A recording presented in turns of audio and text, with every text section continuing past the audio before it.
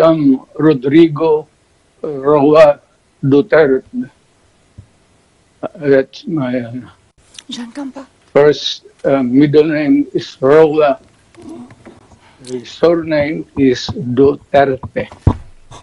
Mr. Duterte, I'm not going to ask you to stand up because I know your condition, so I'm going to allow you to remain seated. You have just heard the reading of the charges, which are in accordance with the content of the arrest warrant you received. This means that you have been informed of the crimes of which you are accused. And this concludes the examination of the first point mentioned above. 2 days ago, the whole world has witnessed the degrading fashion in which a former president of a sovereign country was bundled into a private aircraft and summarily transported to The Hague. To us lawyers, this would be called an extrajudicial rendition. To the less legally inclined, it was a pure and simple kidnapping. Mga kabayan, nabalot ng emosyon ang sambayan ng Pilipino hindi lang dito sa bansa, maging sa iba't ibang bahagi ng mundo. Ito ay matapos masaksihan ang ginawang pagharap sa International Criminal Court o ICC ni dating Pangulong Rodrigo Roa Duterte kagabi.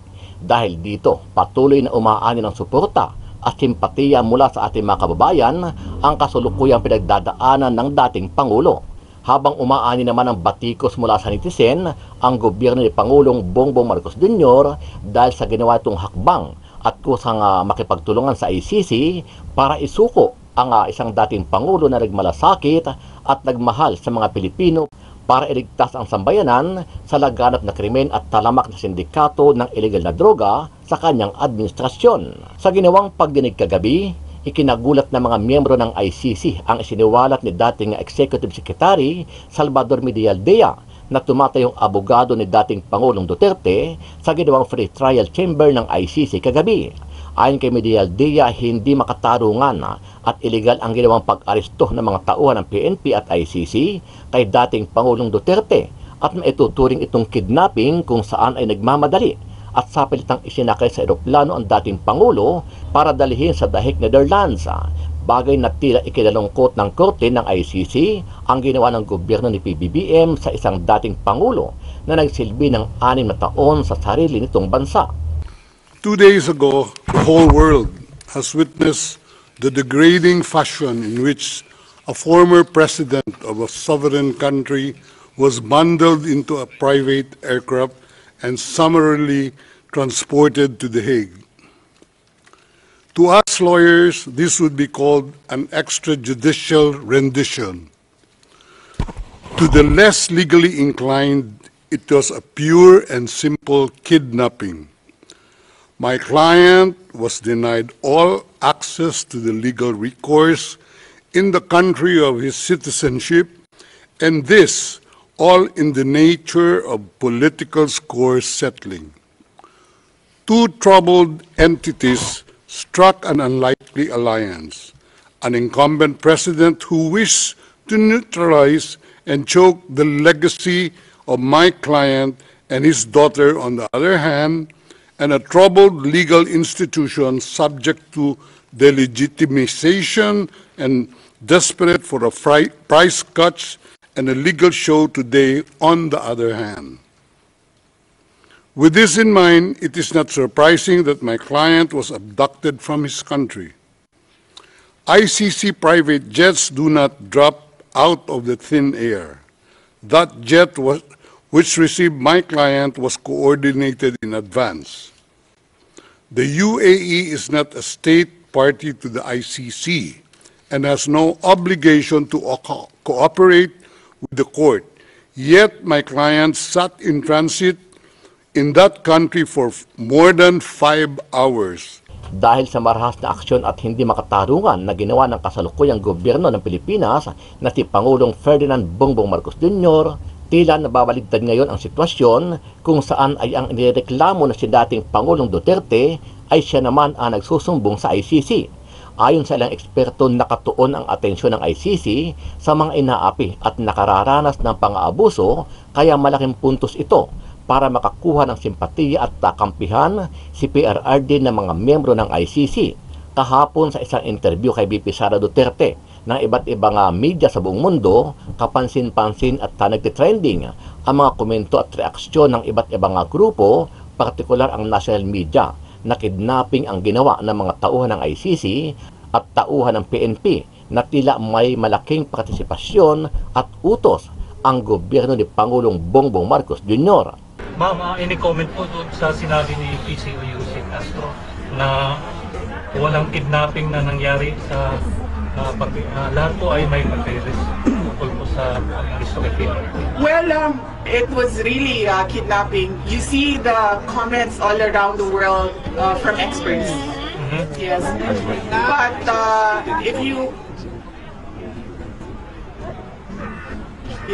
But if you talk to lawyers, they call it extraordinary rendition. But for a family member like me, that's kidnapping. That's forcibly taking my father to another country and illegally arresting him. So that's clearly kidnapping. Ano ang masasabi mo dito, kabayan? Naniniwala ka ba na maraming paglabag ang ginawa ng kampo ni PBBM para ipaaresto sa PNP at ICC itong si dating Pangulong Duterte? Sama-sama nating panuorin ang buong video at pakicomment nyo po ang inyong mga reaksyon at sariling opinyon. Pero bago yan, sa mga hindi pa po nakasubscribe sa ating channel na Kabayan News PH, pakipindot po ang subscribe button at pakiclick na rin ang notification bell para lagi kayong updated sa mga bagong upload natin na legit at napapanahong balita. Maraming pong salamat. Hindi personal na dumalo si dating Pangulong Rodrigo Duterte nang ito ay humarap sa pagdinig ng International Criminal Court nitong nakalipas na gabi. Kaugnay ng kaso laban sa kanya hinggil sa mga krimen sa sangkatauhan o yung tinatawag na crime against humanity. Kaugnay doon sa madugong war on drugs campaign ng kanyang administrasyon. Sa edad na 79 na taong gulang, si Duterte ang kauna-unahang dating Pangulo ng isang estado mula sa Asia na humarap sa International Criminal Court. Dumalo siya sa naturang pagdinig sa pamamagitan ng video link upang mapag-alaman ang kasong isinampa laban sa kanya at ang kanyang mga karapatan bilang isang inaakusahan. Nagsalita rin si Duterte upang kumpirmahin ang kanyang pangalan at ang petsa ng kanyang kapanganakan at lugar kung saan siya ipinanganak. Ayon kay Presiding Judge Julia Motok, pinayagan siyang dumalo sa pamamagitan ng video link dahil sa kanyang kalagayang pangkalusugan at ang mahabang biyahe patungo naman sa Dahig. Ayon kay Salvador Villaltea, abogado ni dating Pangulong Rodrigo Duterte, ang dating presidente ay inagaw mula sa kanyang bansa. Sa pananaw anya ng kanilang panig bilang isang abogado, ito ay may tuturing na extrajudicial rendition. Sa mas simpleng pag-unawa, ito raw ay simpleng kidnapping. Ibinunyag din ni Villaltea na may malubhang kondisyon pang medikal itong si Duterte at hindi kaya nito na makilahok ng lubos sa pagdinig maliban na lamang sa pagkumpirma ng kanyang kapanganakan at pangalan. Kapansin-pansin na tila inaantok si dating Pangulong Duterte sa kabuuan ng naturang proceedings at madalas ay pinipikit ang kanyang mga mata sa tagal ng naturang pagdinig. Gayunman ay sinabi ni Judge Motok na ayon sa doktor ng korte ay nasa maayos naman ang pag-iisip at sapat ang kalagayan nitong si Duterte upang makadalo sa pagdinig. Itinakda ng hukom ang susunod na hearing sa 23 ng Setyembre para naman sa kumpirmasyon ng mga akusasyon laban kay dating Presidente Duterte. Narito ang bahagi ng mga naging pahayag dito si dating Pangulong Rodrigo Duterte nang siya ay humarap via video link doon sa International Criminal Court. Of course, I give. My birth month this day is March 28, 1945. I was born in the province of Leyte in the Philippines. Lagi po yan ang pag-identify ni dating Pangulong Rodrigo Duterte sa kanyang lugar ng kapanganakan at yung kanyang kaarawan upang matukoy na siya nga yung tinutukoy doon sa partikular na reklamo na inihain naman sa International Criminal Court. At una nga rito mga kabombo ay nagsalita rin itong si Judge Yulia Motok kaugnay naman ng magiging handling sa kaso ni dating Pangulong Rodrigo Duterte. Narito ang bahagi ng pahayag ni Judge Yulia Motok. I would like to recall that in accordance with Rule 121(2)(b of the Rules of Procedure and Evidence, the Chamber holds status conferences to ensure a small exchange of information under satisfactory conditions. These conferences are organised either ex officio or at the request of the prosecutor or the defence. Secondly, a set of decisions will be taken in a timely manner to ensure that the proceedings progress smoothly and expeditiously. More specifically, I am referring in particular to a decision on the arrangements and procedure for the disclosure of evidence. Pinilit pa rin ni dating Executive Secretary Salvador Medialdea na ang pag-aresto kay dating Pangulong Rodrigo Roa Duterte ay isang malinaw na kidnapping. Isinagawa ni Medialdea ang pahayag sa pagharap niya sa Pre-International Criminal Court pre-trial ng dating Pangulo dahil sa crime against humanity. Inakusahan din ito ang International Criminal Court na nakipagsabwatan ito kay Pangulong Ferdinand Marcos Jr. para sa pag-aresto kay dating Pangulong Rodrigo Roa Duterte. Narito mga kabombo Star Nation, ating pakinggan ang mga pahayag na ibinahagi ni dating Executive Secretary Salvador Medialdea. To us lawyers, this would be called an extrajudicial rendition. To the less legally inclined, it was a pure and simple kidnapping. My client was denied all access to the legal recourse in the country of his citizenship, and this all in the nature of political score settling. Most importantly, he is not able even to tell you that he has been informed of the charges as contained in the arrest warrant. Si Medialdea ay tumayong abogado ni Duterte sa isinagawang pre-trial conference na pinangunahan ni Presiding Judge Yula Antonella na isang judge din na Romanian. Magugunitang inaresto ng International Criminal Court si dating Pangulong Duterte dahil sa kasong war against humanity bunsod ng kanyang madugong giyera laban sa iligal na droga. 2 days ago, the whole world has witnessed the degrading fashion in which a former president of a sovereign country was bundled into a private aircraft and summarily transported to The Hague. To us lawyers, this would be called an extrajudicial rendition. Magandang araw po sa inyo lahat. Ako po si Banat Bay at eto, mag-update po tayo sa nangyayari kay Tatay Digong dito sa ICC sa The Hague. Pag-usapan po natin kasi alam nyo mga kababayan, ito ay talagang trending ho sa buong mundo ho. Talagang kahit po sa Japan, sa ibang mga lugar, talagang nasa balita po kasi first time po sa kasaysayan po ng ICC na may kinidnap po na presidente, dating presidente. Alam naman po natin na wala ho sa kanilang legal na batayan ang kanilang pagkuha kay Pangulong Duterte at pagdala sa The Hague. Bakit to kanyo?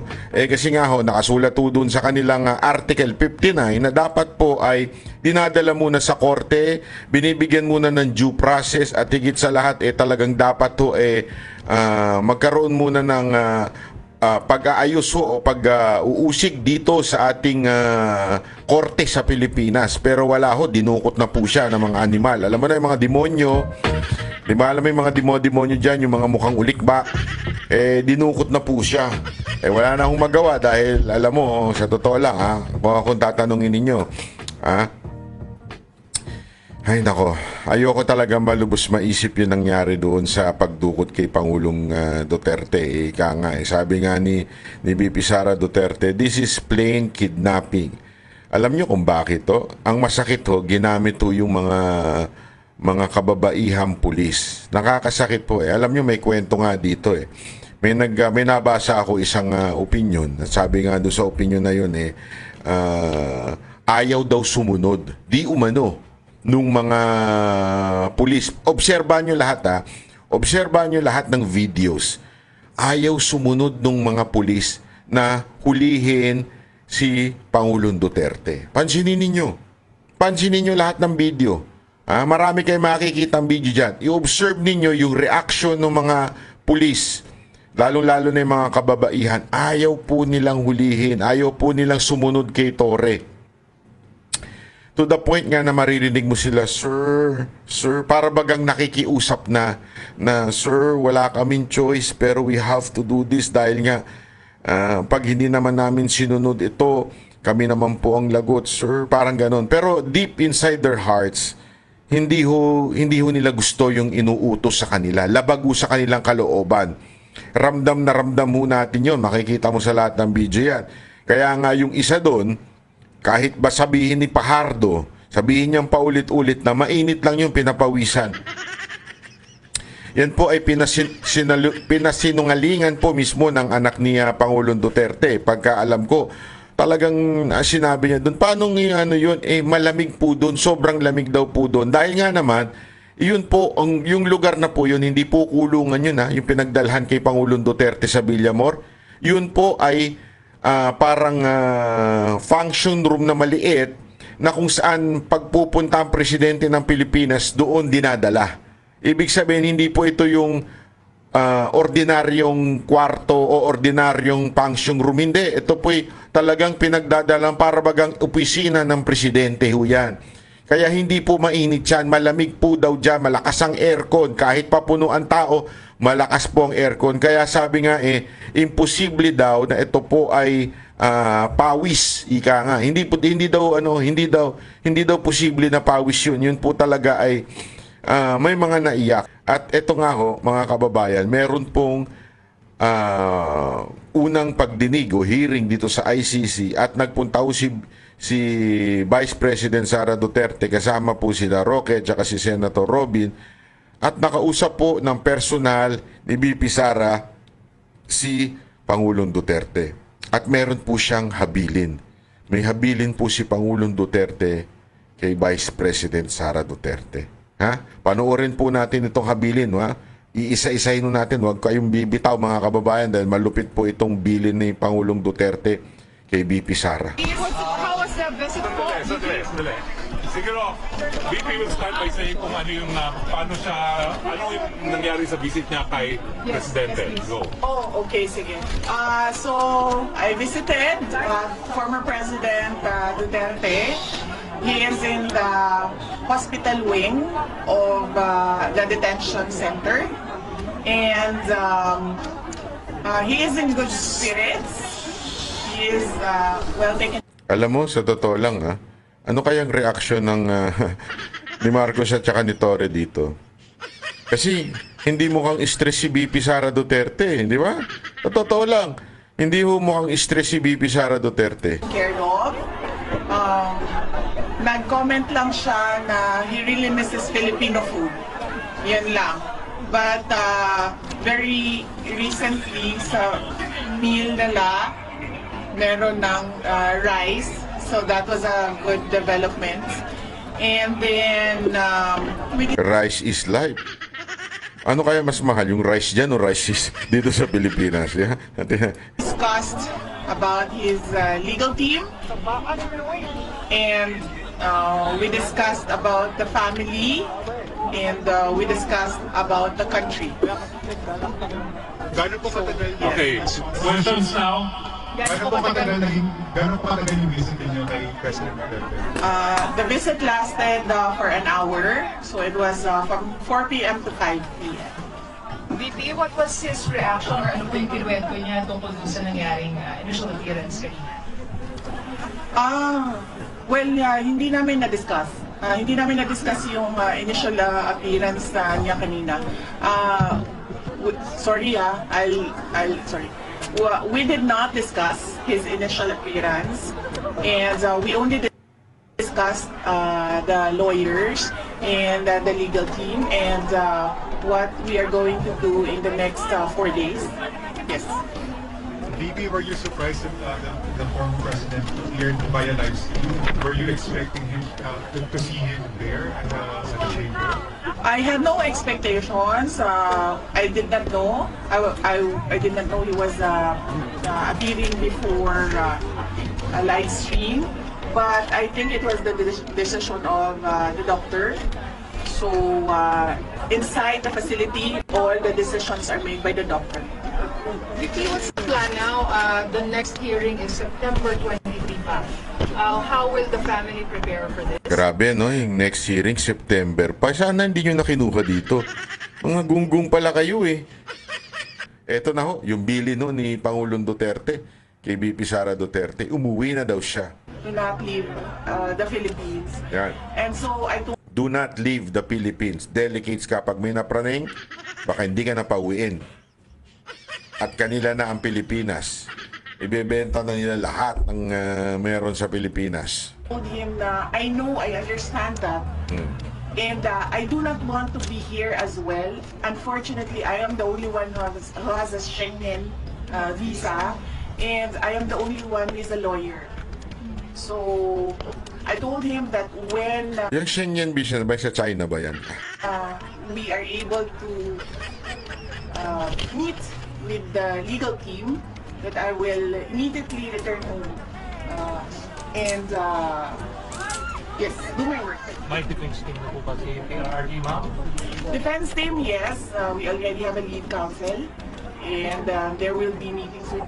We had a meeting with him yesterday, and then we will have a meeting in person when he arrives this weekend.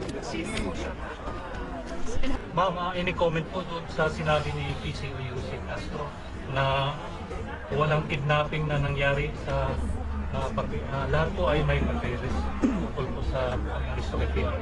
Well, it was really kidnapping. You see the comments all around the world from experts. Yes,